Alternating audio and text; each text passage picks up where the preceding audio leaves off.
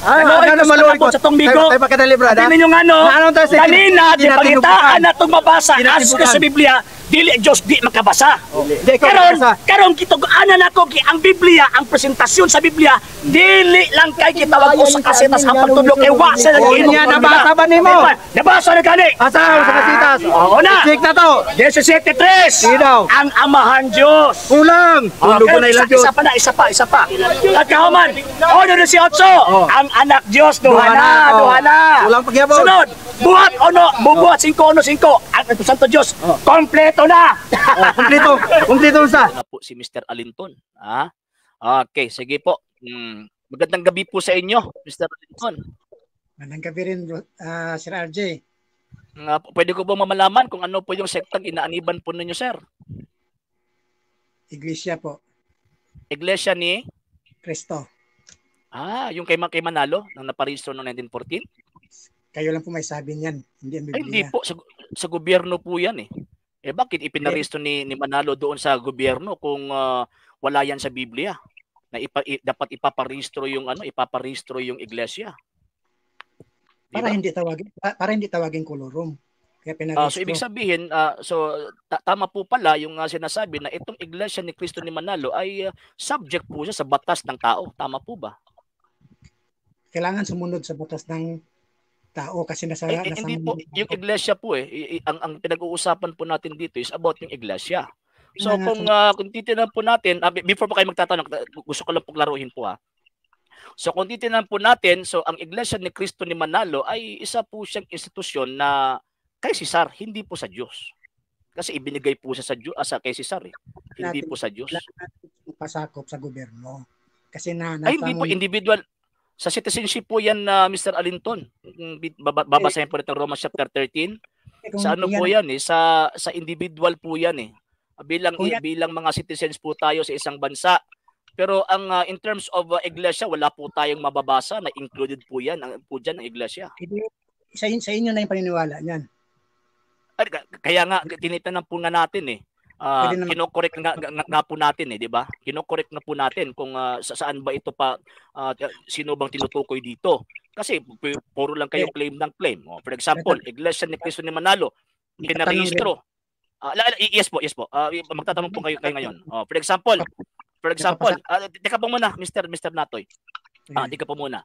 For example, itong kay tinatawag ng Manalo, 'di ba? Katuruan ng Iglesia ni Cristo ni Manalo na kapag hindi mabasa, hindi paniniwalaan. Pero wala naman po tayong mabasa sa Biblia, kapitulo at bersikulo na sinabi ng Panginoon na dapat iparehistro ang iglesia. At wala din po tayong mababasa na pangalan ni Manalo para magiging siya po yung gagamiting kasangkapan para iparehistro po yung iglesia. Pero may hula po. Wala. Claim niyo po yan Claim niyo po yan. Yung sinasabi niyo pong hula-hula, claim niyo po yan Wala po kayong ebidensya po niyan.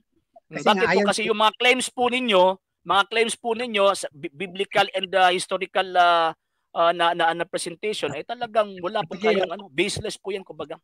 Sige lang. Unsay pa yung ni Cristo bago siya mikayab og langit sa iyang mga tinunan, diba 12 man to sila. Ang isa dito na protestante si Judas. Muna ang mga patron sa protestante Judas man kay kinaiya man sa ni Judas ang protesta. So mo na katong mga nagprotesta sa simbahang Katolika, patron la si Judas karon. Ang pahimangno ni Cristo sa iyang mga apostol una moabot ang panahon ay mga binig ang mga propeta. Ay mga binig ang magtutudlo, magbitbit sa iyang ngalan, magwali may tungod sa iyang ngalan, itudlo gamito ng iyang ngalan magayong mga masakipon. Kanya pagkauman pero ingon si Cristo wa ko makailang-ila, muna ingon Cristo pagbantay mo. So muna ang mga apostol ipadala ni Cristo sa tibuok kalibutan with the warning nga bantayan mo ang mga tawahan at puro po niya gabit-bit og ngalan but pasabot puro po gakutlo sa iyang gitawag og pulong. So nasi pahimangno nga isang iyo ang maayong balita, ikaduha na po siya warning na bantayan tong mga mining ang mga propeta ug mining ang mga magtutudlo. So ibig sabihin nagtudlo sila nagtudlo tong mga disipulo. Ato apostoles yung ilang mga disipulo, siyempre kay mo man isugo ni Kristo itudlo ang tanan nga akong isugo ninyo. Panlakaw mo kalibutan. Parang libon na butang diha kayo niya diha. Panglakaw ka mo. Pag imo mo mga ginunaan. Nya. So gikan sa mga disipulo sa ato kaya karon sa itong buhaton sa mga anang sama sa inyo ha unsay dapat itudlo. Ang pinaka dapat buhaton, pinakauna kinahanglan mo subject sa iglesia ang gitukod ni Kristo. Kay mo man na iyang gisugo o man sila ang gisugo. Kay sumala pa ni San Pablo, Roma kapitulo 10 bersikulo 14 hangtod 15, walay matudlo nga ebanghelyo kung walay magtutudlo nga gipadala. O kanang mga magtutudlo nga gipadala gikan gid kang Kristo kay bisan gani ang mga apostol gipadala na gyud ng Kristo niya ang mga apostol pod nagpadala pod sa ilahang mga disipulo. So buti pasabot ang unbroken sending of preacher or tawag ini mga teacher magsukod gid kang Kristo mismo. So buti pasabot ang gitulo ni Kristo discipleship. Siyempre, yung discipleship lagi mga teacher. Kaya dili man na mahimong disciple kung wala teacher. So ang problema ana nag-angkon nga we are disciples, yung problema wala teacher. Ano sa tanay mga disciples tanyo wala teacher? Imposible man nga ang libro na disciple. Pag yung disciple na ginay teacher. So ang simbahang Katolika kung tan-awon kini ang mga apostol na sila mga disipulo. Tao ang naay disipulo, dili ang libro mo inay disipulo. Kaya uban man gud sir, nahitabo man gud tungod kay nagbasa ng Biblia, disciple na sila, dili. Tapos labot ana, nagbasa ka lang, disciple ka na. Ana di ay. Kung sa gyud ay meaning sa paan, sir? Sa day meaning if there's a disciple. Ang term nga disciple, ang buti pasabot, number 1 is learner. Learner siya. Disciple gud siya. So learner, ang buti pasabot tinudluan, dapat siyang tudluan. Ikaduha, receiver of information. Convert siya. Yes, ang katong tawagan ng mga di-Katoliko, dapat converted siya. So ang buti pasabot from the time of the apostles, para dili masipyat ang giingon ni Ginoong Kristo, naagid siya kanang unbroken succession gikan sa mga gisugo ni Kristo hangtod sa mga disipulo hangtod karon. Kay ingon gud si Kristo, ako magauban kaninyo kanunay hangtod sa katapusan sa kalibutan. Kung mayong kag kanunay, walay gutlo sa segundo, minuto, aw oras, adlaw, bulan, simana, tuig nga mohunong ang Kristo pagkuban. So buti pasabot. So unsa katuyuan sa Dios nga Amahan sa John 3:16? Salvation. Aron ta maluwas mo na kung si bisan kinsang tao nga dili mo tuo kang Kristo ug mopasakop sa iglesia gitukod ni Kristo, madisgrasya gud. San Juan kapitulo 15 bersikulo 6. Si bisan kinsa nga dili magpabilin kanako mahisama sa usa ka sangaputlon ibalibag malaya hangtod di dauban. Kandidato kas daob wala kaning iglesia. Migo, wala ko'y tawag anong pangutanag 15 nagkuan kay dili ta mo pwedeng mugawas kay di ba Bible alone lang man ka. Kapila mo gisulti ganyan nga Bible alone ka. So dili ko magbase karon sa Biblia di ta mo gawas. Kinsa nga apostol, kinsa nga mga disipulo sa mga apostol nagtudlo nga ang Bagong Testamento 27 ka libro. Ang mga theologians ligi ang nag-arrange Dili madawat ilang gisulat pinaagi sa mga apostoles. Pinaagi sa mga apostoles. Migo. Ayaw kong tubagaan ng mga theologian kay dili man kamo tuoan ng outside the Bible. Pag mo quote kag theologian reference na. Diri ko sa Biblia ba kay Bible alone lamang ka mo. Kinsa nga mga apostol nagtudlo nga ang New Testament 27 ka libro. Wala tay mabasa nga nagsulti ang mga apostoles nga 27 ka libro ra ang New Testament, dili na mabasa verbatim. Pero sumala sa ilahang mga sulat gikan kang Mateo hangtod sa Revelation, giano na siya, gi-arrange na siya o kana siya nga pag-arrange. Ayaw kog tawag ang adito arrangement kay outside the Bible naman gud na amigo. Outside na ba? Ako, gisakyan ako ang imuhang pagtuo nga Bible alone. Nisakay ko ba? Wala ko nagamit og reference. Wala ko nagamit og tawag anang referensya.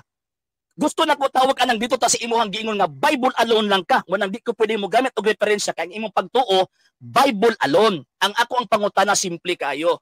Sumala ingon man ka walay tawag ana nakasulat. So buot ipasabot nagtuo mo og butang. Nagtuo mo og tawag ining pagtulon ana kana New Testament 27 ka libro nga way nakasulat sa Biblia. Sumala man ang among gibasihan Bible alone, sumala sa mga nagsulat nga mga 12 ka apostoles og apil na diha ang kang apostol Pablo nga sulat. So, siyempre, dunay arrangement gihimo ang mga apostoles ana sa unang panahon, sa ilahang panahon. Unsa na nga sitas? Amo na Unsa na nga nga sitas? Nagi-arrange nila na. Dili nga na, no? Kay Biblia man ang ato. Ayaw ambak sa lain. Kinsa nag-ingon niya mga gi-arrange sa mga apostol? Ha? Ayaw ambak sa lain. Ayaw ambak gawa sa Biblia. Ana sa Lucas. Bible alone man ka. Dunay Lucas. arrangement nga gihimo ni Lucas dire. Di kalimot ko sa ano. Ingon man ka tawag anang mga apostol man ka nagsulat. Kinsa na si Lucas? Apostol na si Lucas? Ade wa ka nagtuod di ay nga si Lucas walay gisulat. Dili nagtuo ko nga na gisulat. Ingon man ka nga ang tawag anang New Testament gisulat sa mga apostoles. Si Apostol Kinsa Pablo. Si Lucas apostoles na. Dili na apostoles si Lucas. Kinsa man Pero si nagsulat Lucas? siya. Kinsa man na siya? Nganong naaman si otoridad nga magsulat siya? Kinsa man naghatag ng otoridad nga gidawat niya yung sunulat? Kay di man siya so dili ka dit mutuo nga si Apostol si Lucas. Dili ba ka mutuo nga si Lucas wala gitugutan o gitagag authority sa Ginoo nga magsulat? Wala pa ko niya magitagaan bagwa mabutag gipangutana ta. Amo gani. Kinsa naghatag ng otoridad nga magsulat siya? Kay para madawat nato ang iyang sinulat nga scripture apil sa scripture. Kinsa man, kinsa nagtudlo niya? Kinsa naghatag ng authority nga tawag niya magsulat siya? Sigurado na ang Ginoo. Kay ang sila sulat ni sila. Unsang sitas? Sila patnubayan sa balaan ng espiritu sumala sa 1 Peter chapter 1:21. Migo, dili man ako pangutan migo. Kanang giingon ni mga Bible alone ba? San Lucas nakasulat man siya. Kinsa man ang nag-confirm sa iya nga kanang iyang gisulat madawat na as belong sa sacred scripture. So malas Biblia ayaw ambak sa lain, ayaw kog tagaig reference. Kay di mamutuo og reference. So diri ko sa tawag anang sa Biblia kinsay naghatag og otoridad kang San Lucas o kang San Marcos nga magsulat sila based sa nakasulat sa Biblia. Ang Ginoo pinagi sa giya sa balaan nga espiritu. Klaro man na sa 1 Peter chapter 1 20 to 20 ano. So kanang giingon bitaw sa ano Igala sa Christian chapter 1 San Lucas ba? Tagaan ba? Idea. Tagaan idea. Okay, ingon sa first John kung unsa ilang nakita, kung unsa ilahang nadungog, no, di ba gisulat nila ug mao'y ilang gipamalita. So ibig sabihin, doon na sila gibasihan sa ilang pagsulat, no? Og sila gigaydan sa balaan nga espiritu. O ngano mangutana man ka kinsay kinsay naghatag authority. Wala ko problema anang tawag kining kuan, wala ko problema. Ang pangutana ko lang migo, mahimo kang kritiko sa Biblia. Dili wala ko nimo kritiko. Ako'y nahimong kritiko nimo karon tungod anang imong pagtulon ang Biblia lang. Ako sa may gisulti na sa Biblia.